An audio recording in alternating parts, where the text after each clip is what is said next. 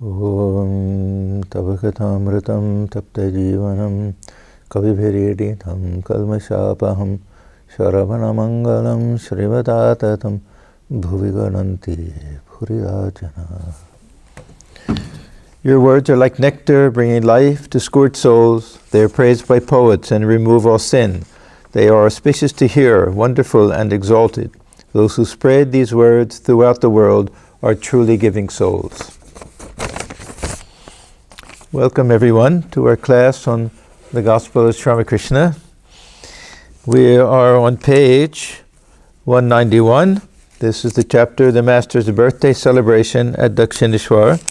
And it's Friday, March 9th. We're in the middle of a conversation. One Goswami, Vaishnava Goswami, was seated in Sri Ramakrishna's room in Dakshineswar. We don't know exactly who he is, but we're in the middle of a conversation. Sri Ramakrishna has been talking to the Goswami a little bit about spiritual practice. It started out with Sri Ramakrishna asking him. Usually people ask Thakur, what is the way? He asked the Goswami, what is the way? And he started by talking about chanting the name of God. And then Thakur said, yes, but there has to be yearning and love behind that, the name of God. And the conversation goes on. Then Sri Ramakrishna says to the Goswami, how can you say that the only truth about God is that he has form? Now, the Goswami didn't exactly say that, but this is the understanding, that the Vaishnava tradition is basically a devotional tradition, basically dualistic, and that means worshiping God with form. Now, the dualists who worship God with form, since they take God to be separate from them and not subjective in any way, they'll pretty much have to take the form that they worship as being objectively real. And that means that others should also worship that form. The devotion that Sri Ramakrishna talks about, which is actually quite a standard idea, is that the name and the form are, I won't say arbitrary, but they're based on our own devotion. So we call God Mother, we call God Father. Each is equally true. If we're really dualistic in our philosophical understanding, then there should be no subjective element to it. Either God is a man or woman, one or the other. And either God is with form or without form, one or the other. The understanding that Sri Ramakrishna has, of course, is that it's all a question of our temperament, that it's our love and devotion which will cause that same ocean of consciousness to form into blocks that will represent the image or aspect of God that we want to worship. So there'll be a subjective element to it. So Thakur is not talking exactly to the Goswami, but to this tradition, to a more dualistic and devotional and perhaps one-sided type of tradition. So how can you say that the only truth about God is that he has form? It is undoubtedly true that God comes down to earth in a human form, as in the case of Krishna. Okay, now, talking about God with form, we have different ways of understanding this. One, in the traditional way that God is worshipped with form, in the Indian Hindu tradition, we can say, one is the Puranic ideal. The Puranic ideal, I don't want to say mythological, because people think that means that it's all made up.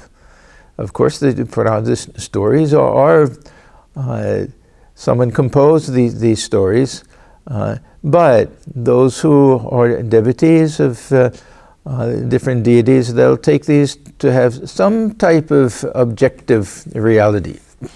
So we may not know exactly what the conversation was between Shiva and Parvati, but there'll be some belief that, yes, there is a sphere in which Shiva and Parvati dwell, or Narayan and Lakshmi, something like that.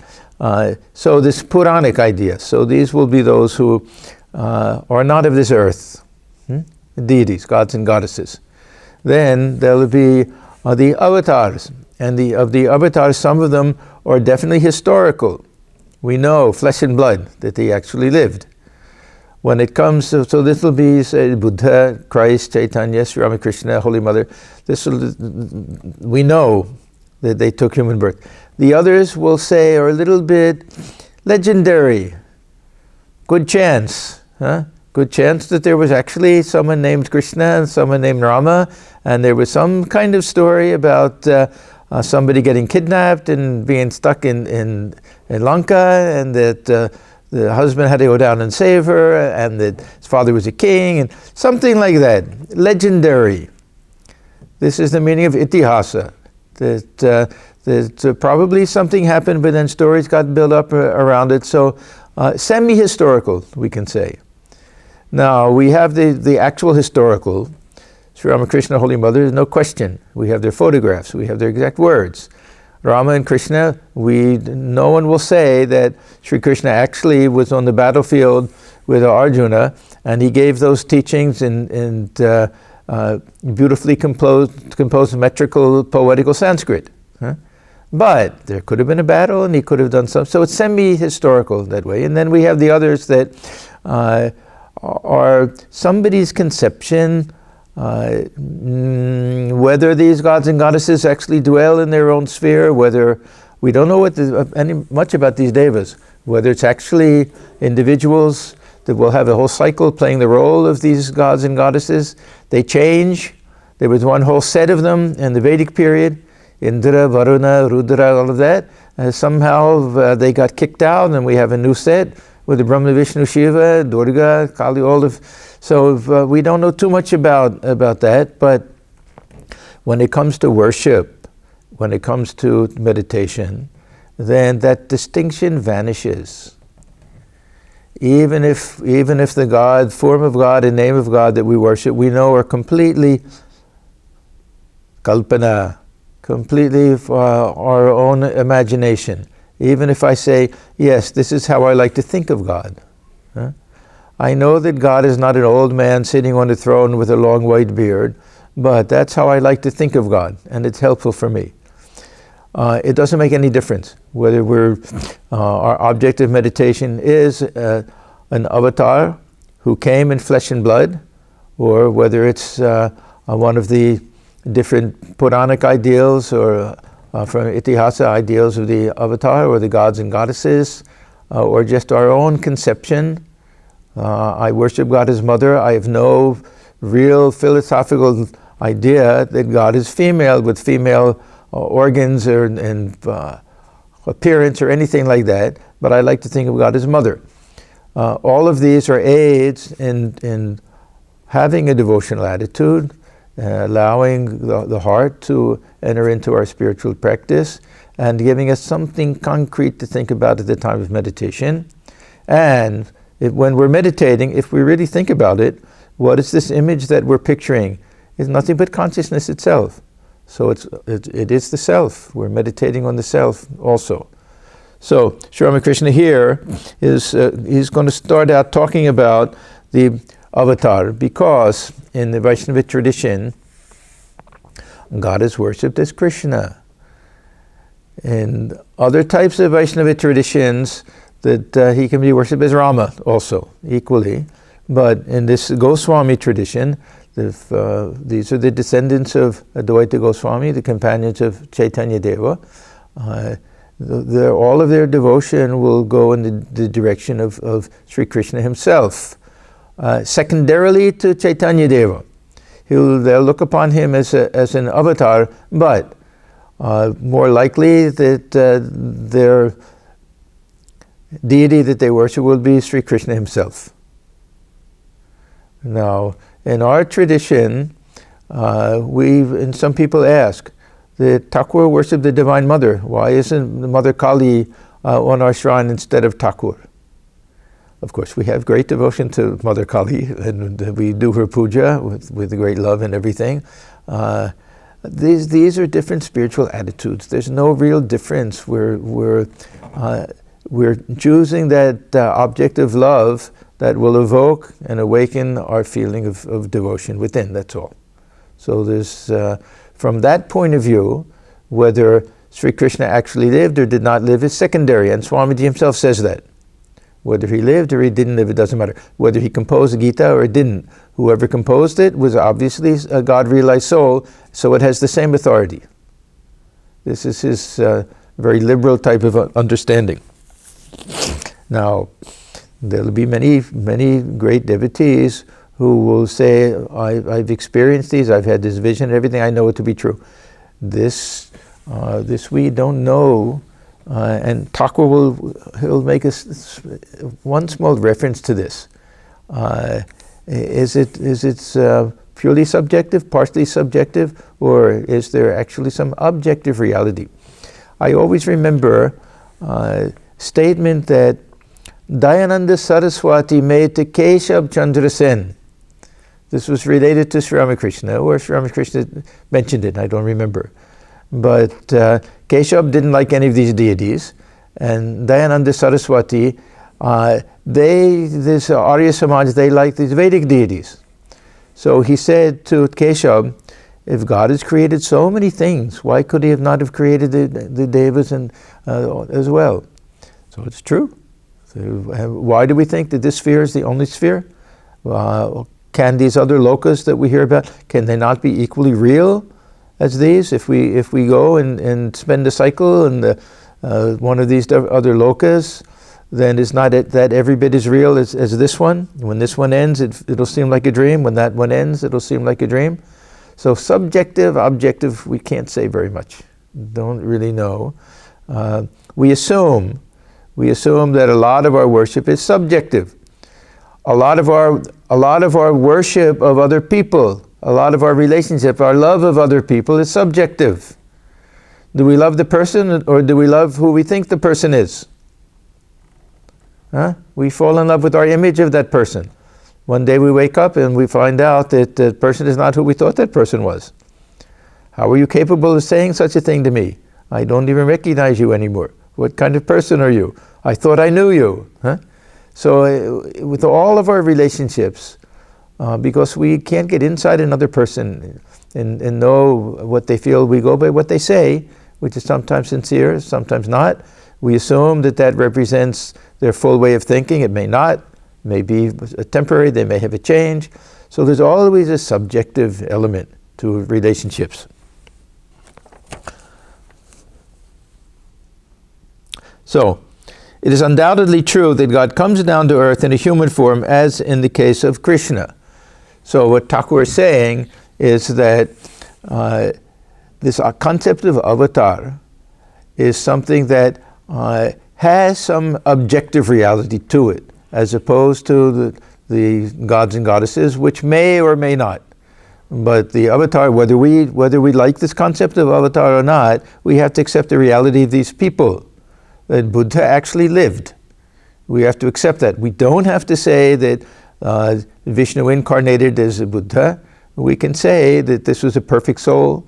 We can say someone who was fully enlightened, someone who lived only for the welfare of others, someone who represents the highest ideal. Whatever our understanding of avatar is, we know that these are flesh and blood individuals that were born and walked on this earth. This is what Thakur is saying. And it is true as well that God reveals himself to his devotees in various forms. This is the subjective side, that same one deity will reveal himself or herself in whatever form we worship him or her as. So this is why Sri Ramakrishna had the vision of Mother Kali when he was worshipping Kali. He didn't have the vision of Rama at that time, or Krishna, because that wasn't his sadhana and that wasn't the yearning of his heart at that time. So either God reveals himself according to the yearning of the heart of the devotee, or that yearning itself is what causes God to come in that form. This is the more subjective side, that my power to make the ocean form blocks of ice will determine what those blocks of ice look like. It'll be my devotion that causes that block to take the form of Rama, of Krishna, of Sita, Lakshmana, Rama, any vision that we have, anything like that. But it is also true that God is formless. Now, not only true that God is formless, but God has to be formless in order to take any possible form. If he has one form, he can't have all those different forms. This is Thakur's story of the man with the vat of dye. In order, if you dip your cloth in that dye and it comes out all different colors, then that liquid in that vat can't have any color itself. If it has any one color, then every cloth will come out that color. It has to be colorless. That's why this light that we talk about is indivisible light. Light has no color, and yet it's composed of all the colors of the rainbow. And this is how it can manifest as all the colors that we see, that one indivisible light. So it can only manifest, or God can only manifest in all different forms with all different names if God is formless and nameless. That highest conception, at least, of Brahman, as the ground, as the ocean. The ocean itself has to be formless in the sense that it's not frozen. It's not like you take a picture of the ocean and you see the waves and they're unmoving. One is Krishna, one is Rama. They're constantly changing. So the water has to have the ability to fill different spaces. It has to be in itself formless and yet be able to fill any form, take the shape of any container. Then he goes on, these forms are meant for the bhaktas, the lovers of God. So that means that this ocean will only manifest different blocks of ice if we have that tremendous devotion and we want to see God in that form. Otherwise, it can remain that formless, infinite, absolute reality for the jnanis. They don't care to see the forms of God. They want to dive in and experience the oneness with the ocean. Now, what happens when these blocks of ice form? Thakur says, but when the sun of knowledge rises, the ice melts. It becomes the same water as it was before. Now, even when it's in a block of ice, it's the same water. Even when it's in a block of ice, it's formless. Form and formless. Even when the water is in a pitcher. It has a form, but it doesn't lose its form. The formlessness is the essence of water. That's the nature of it. It won't lose that. So the transcendent nature of the Brahman was always there. This is again that illustration of the mother and the woman. That the central feature of a woman is that she's a woman. She has a child, she's a mother. The woman aspect is always there. That has to be there. The mother aspect is only there when the child is there. So the same thing here, that formless aspect, form is resting on the ocean of formlessness. And the waves will take different shapes. Freezing into ice is one way of understanding it because the waves are too transitory. But it's the same concept. But when the sun of knowledge rises, the ice melts. It becomes the same water as it was before. Water above and water below, everywhere nothing but water.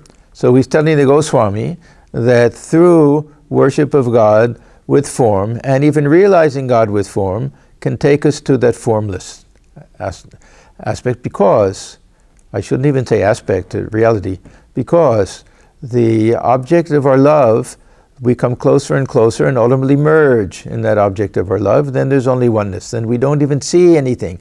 We become too close.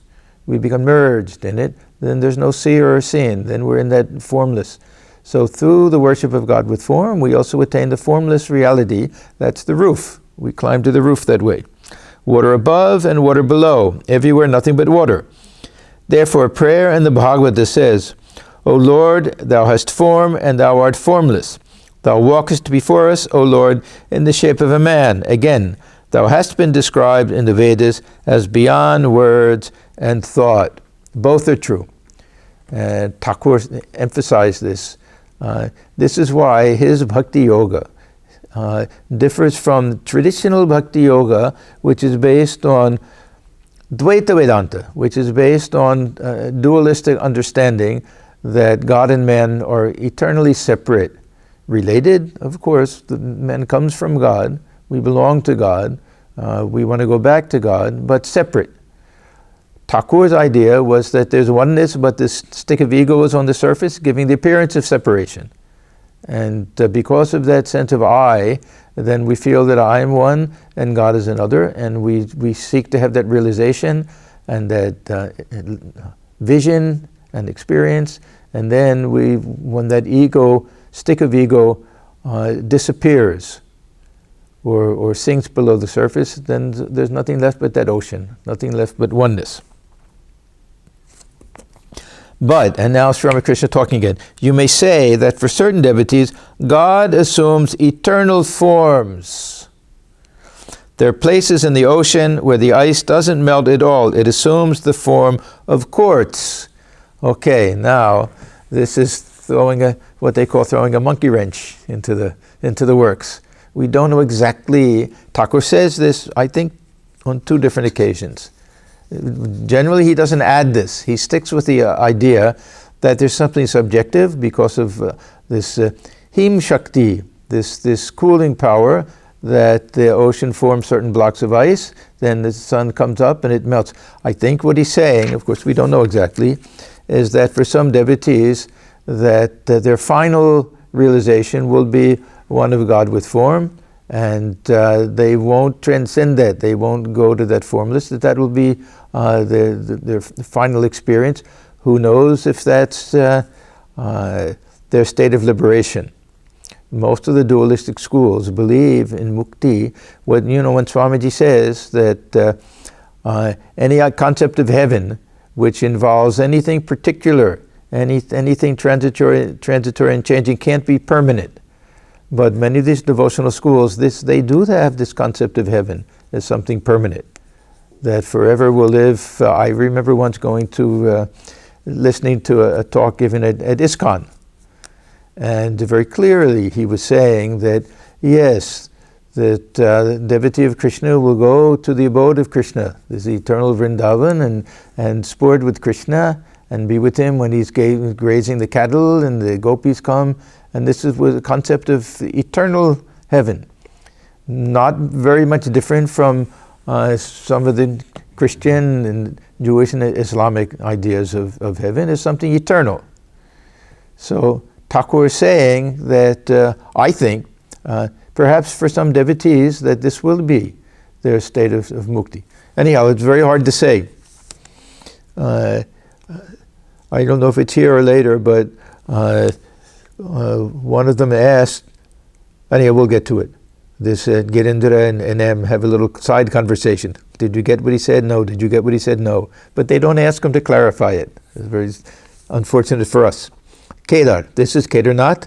He's also there in the room that day. It is said in the Bhagavata that Vyasa asked God's forgiveness for his 3 transgressions.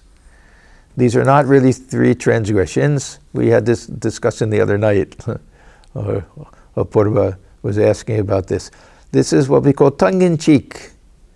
He's not really saying that, oh, I committed a terrible sin, please forgive me, because we'll see what these sins are. He said, oh Lord, thou art formless, but I have thought of thee in my meditation as endowed with form. Of course, God will be pleased with all of this. Not to say, I forgive you, my child, you did a terrible thing. Thou art beyond speech, but I have sung thee hymns. Thou art all-pervading spirit, but I have made pilgrimages to sacred places. Be gracious, O Lord, and forgive these 3 transgressions of mine. Master, yes, God has form, and he is formless too. Further, he is beyond both form and formlessness. No one can limit him. So there's, if we think of this pure consciousness, it's non-spatial. As our concept of formless will be something like water that can take any shape, or we think of the vast ocean or the sky or something, but The real concept of Brahman, reality of Brahman, is that it's just consciousness itself. There's no question of form or formless. We won't even say consciousness is formless. It has no existence in space. It's beyond everything. So this is what Thakur is saying here. Rakhal's father was sitting in the room. At that time, Rakhal was staying with the master. We know that he had been married a little bit earlier to this, and that there was always this issue. Here he just got married, he has a young wife. Is it proper that he's living with Sri Ramakrishna to serve him and staying in Dakshineswar, or should he be back home, or should he visit his wife from time to time? They were both young. Was it time yet for them to actually be living together, or just spend some time? So this was a big question. And Rakhal's father, from what we hear of him, was not a terribly religious or spiritual person. And he had married a second time, and Rakhal wasn't particularly happy with all of that. And so Rakhal's father coming was not out of tremendous devotion for Sri Ramakrishna. He could see his son, he could also see other people. Anyhow, we'll find out. After his mother's death, his father had married a second time. Now and then he came to Dakshineswar because of Rakhal's being there. Yeah, at one point, Rakhal simply decided, no, I want to stay with Sri Ramakrishna. At that time, Latu Maharaj was also staying with him. After some time, Baburam Maharaj started to stay there. So little by little, we can almost say that this is the beginning of the future monastery.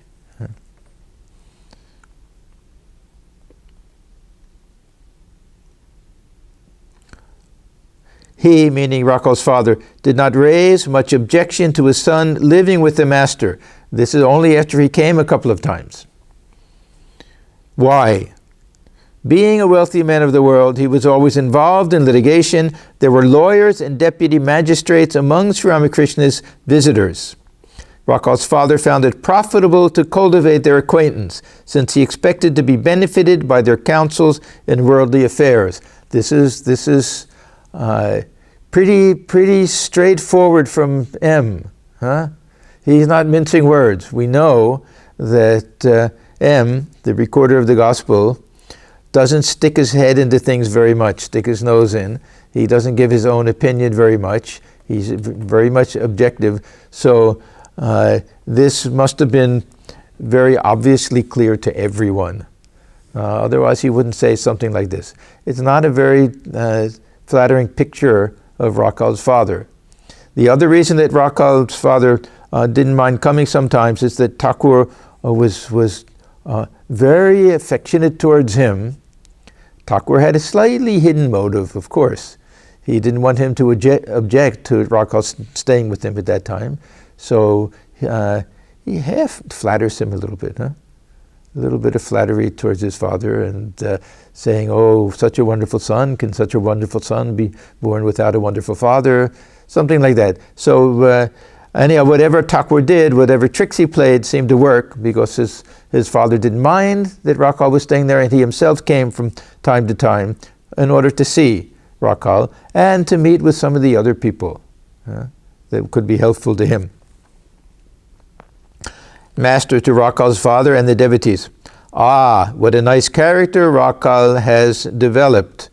So now again, so that the father will be placated, and the father will also be a little bit pleased and a little flattered. Look at his face, and every now and then you will notice his lips moving.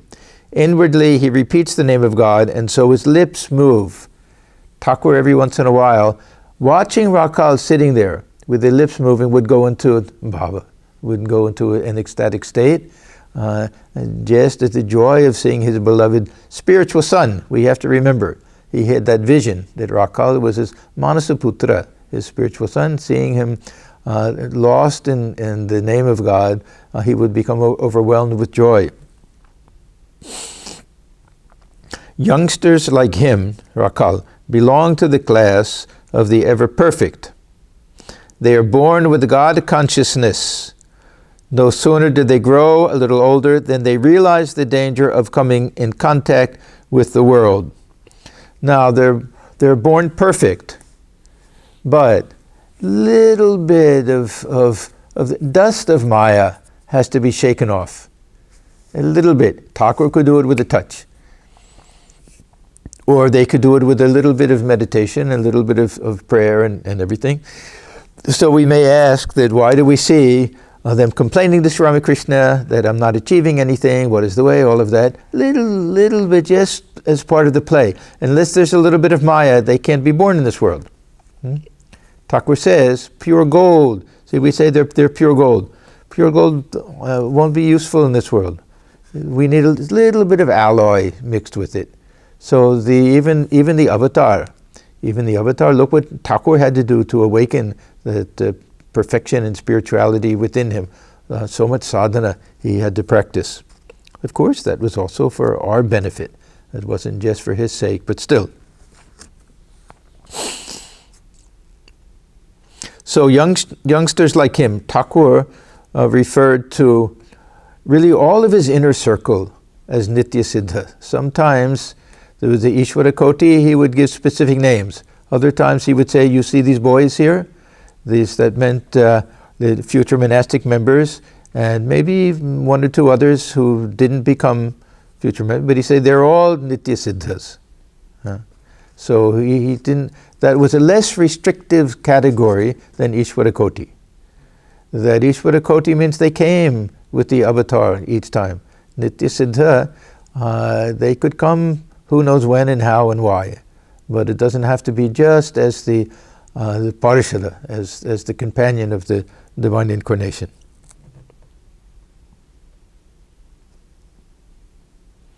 There's the parable of the Homa bird in the Vedas.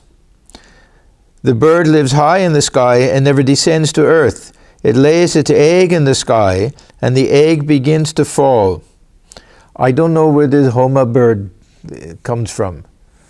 That Thakur gives reference to that. I remember once hearing Swami Lokeshwaranandaji. When I was in India one year, I used to go once a week. Once a week he gave lectures going through Kotamratu, just like we're going through it here. And that was in Bengali. I used to go and of course I missed a lot of it. I couldn't understand all of it, but as much as I could. And I remember we got to this idea of the Homa bird. And he also said that nobody knows anything about this, but there's some parable or some story in the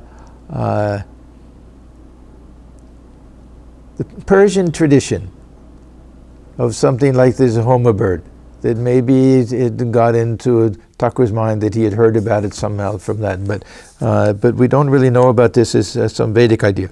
Anyhow, the bird lives high up in the sky and never descends to earth. It lays its egg in the sky and the egg begins to fall. But the bird lives in such a height that the egg hatches while falling. The fledgling comes out and continues to fall. But it is still so high that while falling it grows wings and its eyes open. Then the young bird perceives that it is dashing down toward the earth and will be instantly killed. Now, notice, it's not that as soon as the egg cracks and the bird comes out and it flies and stays with God. It starts to fall. That means a little bit of awakening. There's a little, even though born perfect, a little bit of this shaking off of this dust, a little bit of the opening of the eyes. At least that much has to take place. Then the young bird perceives that it is dashing down toward the earth and will be instantly killed. The moment it sees the ground, it turns and shoots up towards its mother in the sky. Then its one goal is to reach its mother. So even these Nitya-siddhas, they'll have some initial awakening where they long to realize their divine nature or the divine mother, however we understand it, and will very quickly shoot up and have that realization. It won't take them long. Youngsters like Rakhal are like that bird. From their very childhood, they are afraid of the world, and their one thought is how to reach the mother, how to realize God. You may ask, how is it possible for these boys, born of worldly parents and living among the worldly minded? Worldly parents, it sounds very pejorative, huh? But Thakur, referring to Rakhal's father, it means he's a man of the world. It means he's not a spiritual seeker. It doesn't mean that he's a bad person. Not worldly in the sense of an evil person, but that his goal in life is not God realization. The goal in life is to have a good career and money and enjoyments and everything, but still be a dharmic person. So how is it possible for these boys, born of worldly parents and living among the worldly minded, to develop such knowledge and devotion? If we look at the direct disciples, how many of them actually had very spiritual parents? Huh? We can say Swami Shivananda and Swami Ramakrishnananda. Huh? Huh? Anybody else? Swami Premananda, his mother, certainly. Definitely his mother. The others we don't know too much about. We don't hear of the parents of the direct disciples coming to Sri Ramakrishna. Most of them didn't like the fact that he was attracting their sons and making them turn away from the world. There was a little resentment there on the part of many of them. Some exceptions. It was Swami Shivananda, huh? When he told his father that he wanted to renounce the world, then his father said, my son, when I was your age, I also had that desire, but I wasn't able to fulfill it. I bless you with all of my heart that you'll be able to fulfill that and be a good sannyasi and have God realization. So this was the exception. Why didn't any of the others, Rakhal's father only came for that practical reason. Why didn't any of the other parents come? One great exception, of course, is this Patangani Devi, that's Swami Premananda's mother. She was greatly devoted to Sri Ramakrishna. That's I hadn't thought about that before. It's a very interesting point, that not too many of the parents, one or two every once in a while came to really scold Sri Ramakrishna. I think Purna's father comes one time, does he? Or one of them. And Thakur says, why do you object to your son coming from time to time? And one of the schoolboys that was from the Ems school. But otherwise, we don't find the others becoming part of this inner circle or devotee. So it's a good question that Thakur was asking. We have this idea that they'll be born in a very righteous spiritual family. We look at the family of Holy Mother. Of course, her parents were very righteous, but look at these four rascals brothers that she had. Of course, one died young. And it's Sri Ramakrishna. His father was very righteous, mother also. Swamiji, his father was a good person, a very charitable person, but not really what we'd call as a spiritual or religious type of person. His mother, of course, was. His mother probably saw Sri Ramakrishna on various occasions. How happy she was with him, we can't say. She probably had her devotion, but at the same time, they depended on Narendra so much after the father passed away. And so that was a great sacrifice on the part of his mother. Swamiji never got over the fact how much his mother had to sacrifice on account of him. And he made a beautiful statement in one of his letters, how much my mother has suffered because of me. I've only brought pain and suffering to her. Let me do this one nice thing for her at the end of my life, or her life. And so that's when he took her on pilgrimage. And he did the best that he could to make sure she had her own place to live and everything. So let's go back to this question. You may ask, how is it possible for these boys, born of worldly parents and living among the worldly minded, to develop such knowledge and devotion? It can be explained. If a pea falls into a hunk of dung, it germinates into a pea plant nonetheless. The peas that grow on that plant serve many useful purposes. Because it was sown in dung, will it produce another kind of plant? This is not so flattering, huh? comparing the parents to a heap of dung. But in any event, he goes on, what a sweet nature Rakhal has nowadays, and why shouldn't it be so? Now we get to the flattering part. If the yam is a good one, its shoots also become good. So now he's saying that the father, if the son is good, it means the father was good. All laugh, like father, like son. Of course, we all know that in most cases it's the mother who plays the greater role in the spirituality of the child. In India especially, and I think in general, the mother is the one who, we can say the child learns religion on the lap of the mother. And in Swamiji's case, it was of course true. He heard all the stories of Ramayana, Mahabharata and everything, sitting on the lap of his mother, and this is why he praised loved his mother so much. Okay, now we'll get to the thing about the crystal. Aside to Girindra. How well he has explained God with and without form. Do the Vaishnavas believe only in God with form? Girindra. Perhaps so. They are one-sided. Did you understand what he meant by the eternal form of God? That quartz, I couldn't grasp it well. Now, if M can't understand it, how do we expect to understand it?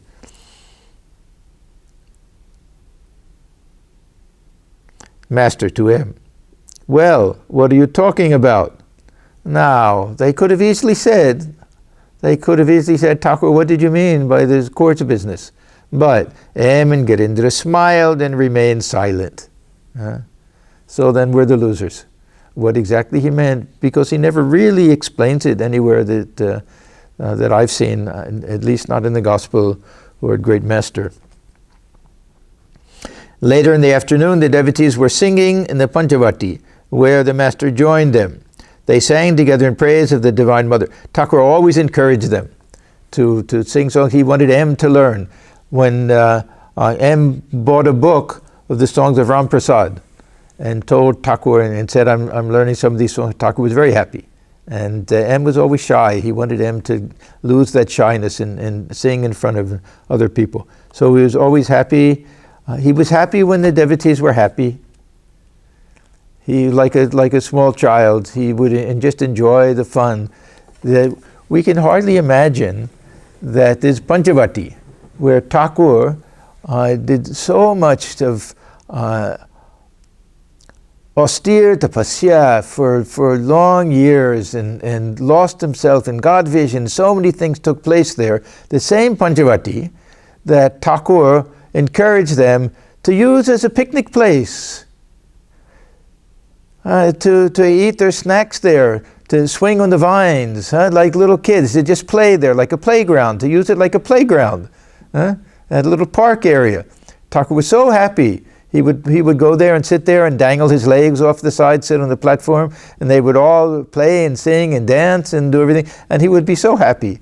Can we imagine the place of such sanctity, that so much of bhava, samadhi, visions and everything took place there. And for Sri Ramakrishna, he was happiest when they were playing there. So he would often send them there. Go to the Panchavati, have your picnic there. Yeah, sing, dance there, be happy. I'll come, I'll join you, I'll watch, I'll participate.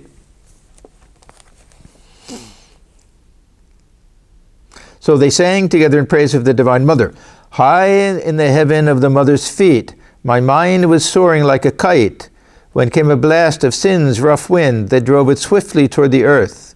Maya disturbed its even flight by bearing down upon one side, and I could make it rise no more.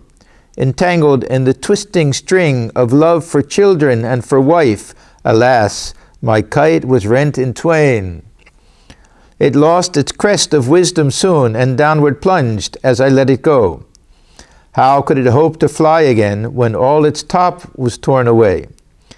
Though fastened with devotion's cord, it came to grief in playing here. Its 6 opponents worsted it. These are the 6 passions. Now, Naresh Chandra, he's the author of the song, rues this game of smiles and tears and thinks it better never to have played at all. There are so many songs about kites. Ram Prasad has this song about kites. This was one of the ways that kids played in those days, or even grown-ups. They would have these kite contests where they would try to cut the string of the other kite, and the one who had the last one standing was the winner. There's a very nice movie about this kite playing in Afghanistan. There was a novel that was written. They made a film about it. This is a tradition that probably goes all through Asia. We have our flying of kites here, but not a contest.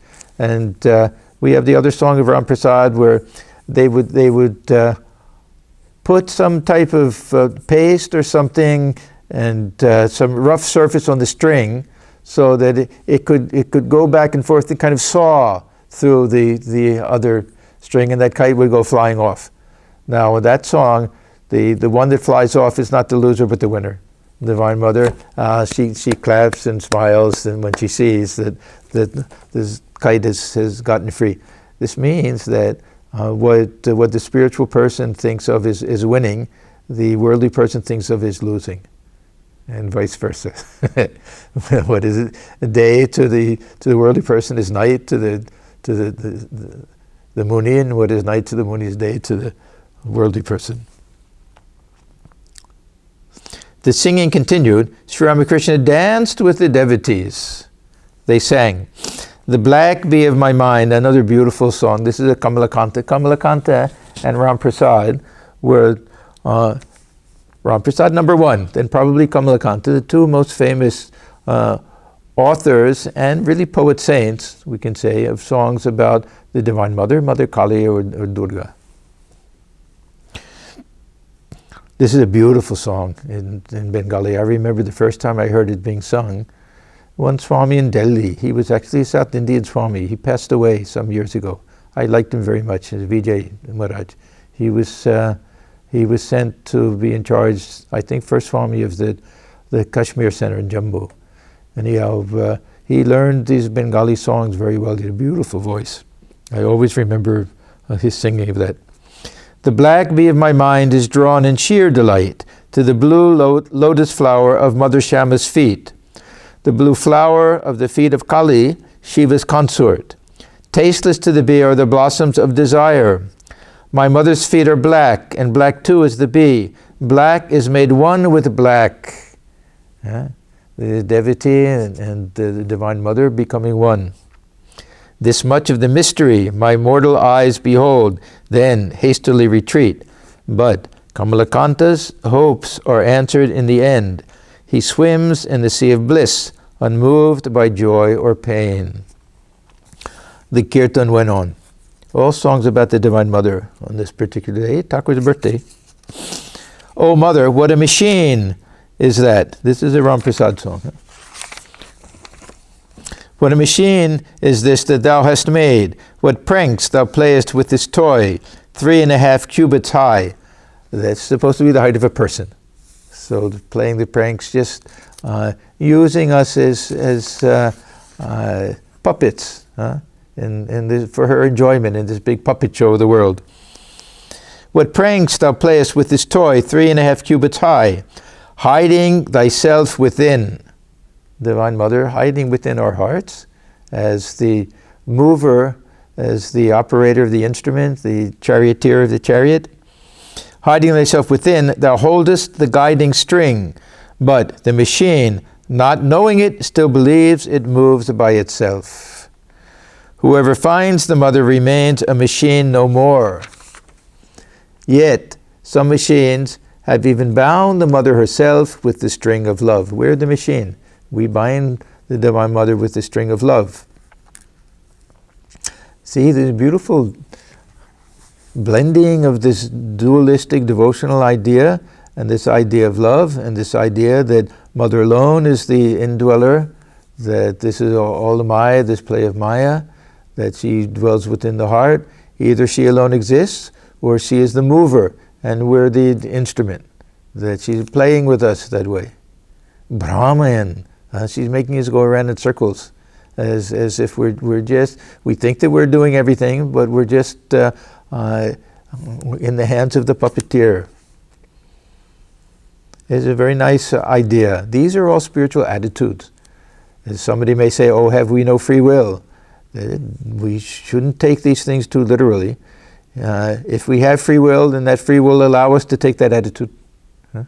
We can take it that way also. It was a very happy day for all.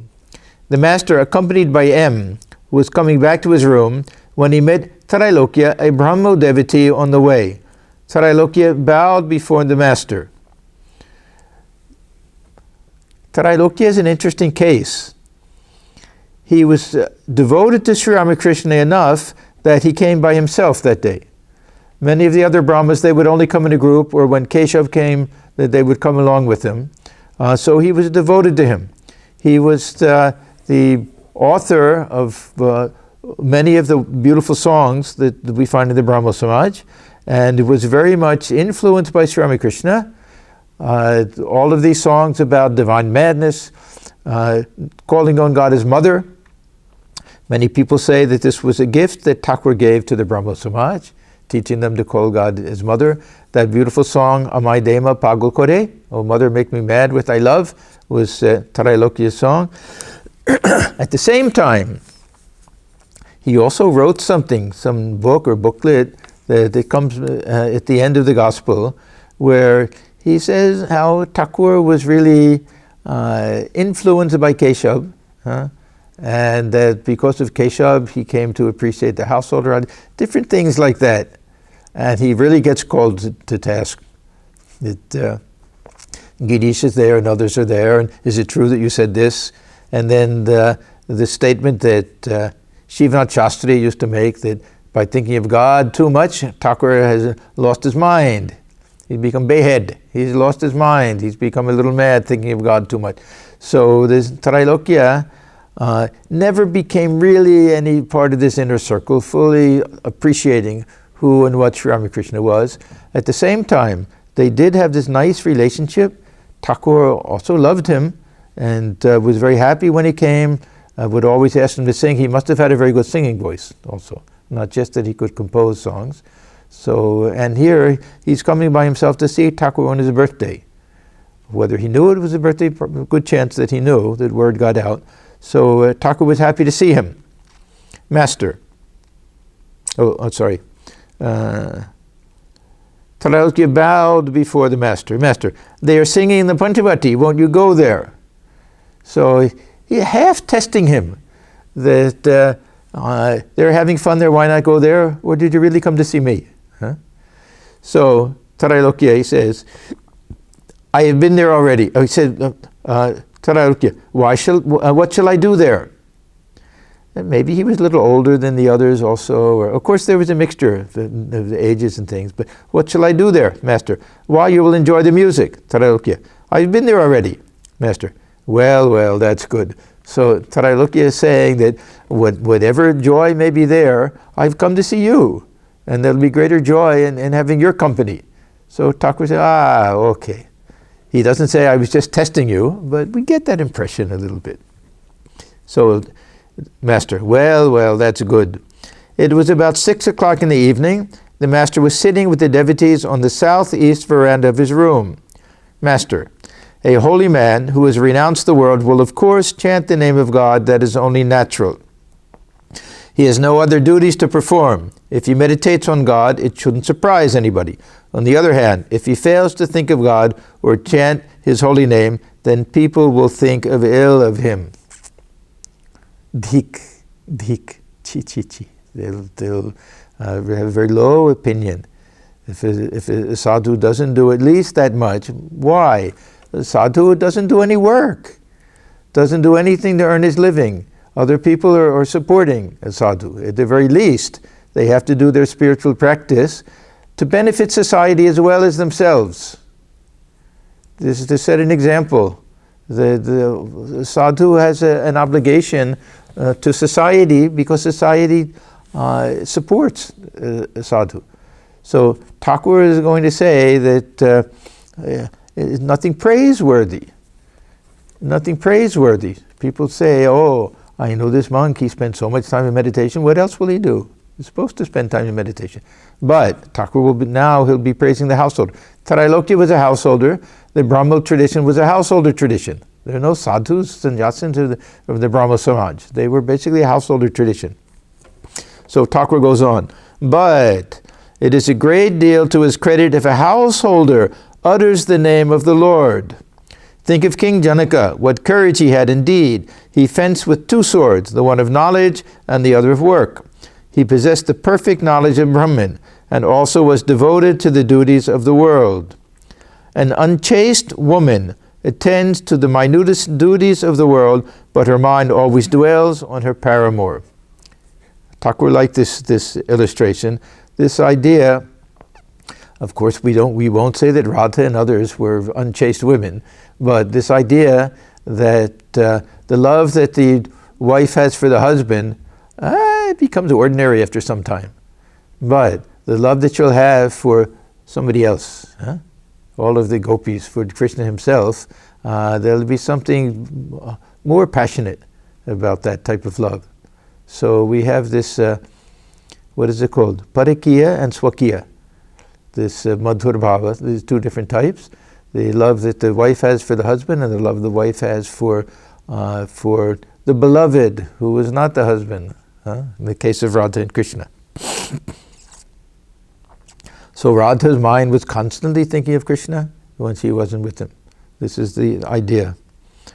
The constant company of a holy man is necessary. The holy man introduces one to God. Kedar.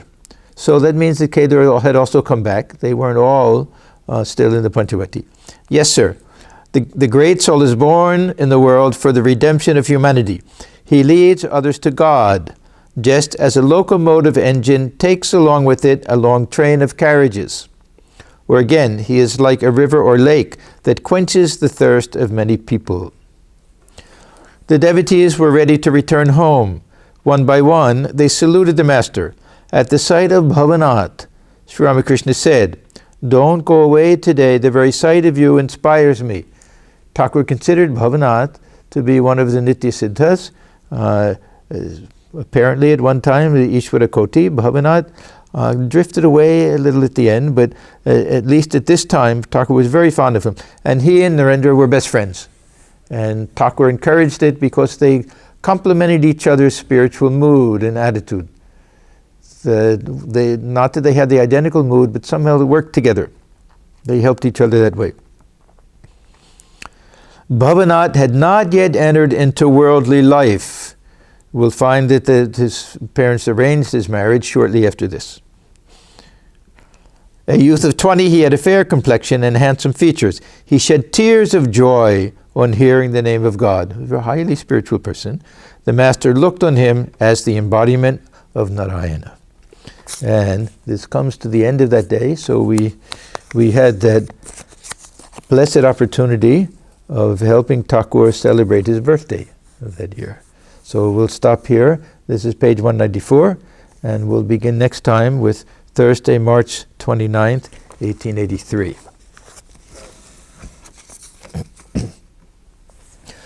Om Niranjanam Nityamanantarupam Bhaktanukham Bhathura Vigraham Vai Ishavataram Parameshamhidhyam Tam Ramakrishnam Shirasa Namama. We bow our heads before Sri Ramakrishna, who is stainless, of infinite nature, whose heart melts in sympathy for his devotees, who is an embodiment of the divine and the Supreme Lord, and ever worthy of our worship. Om Shanti, Shanti, Shanti. Peace, peace, peace be unto us.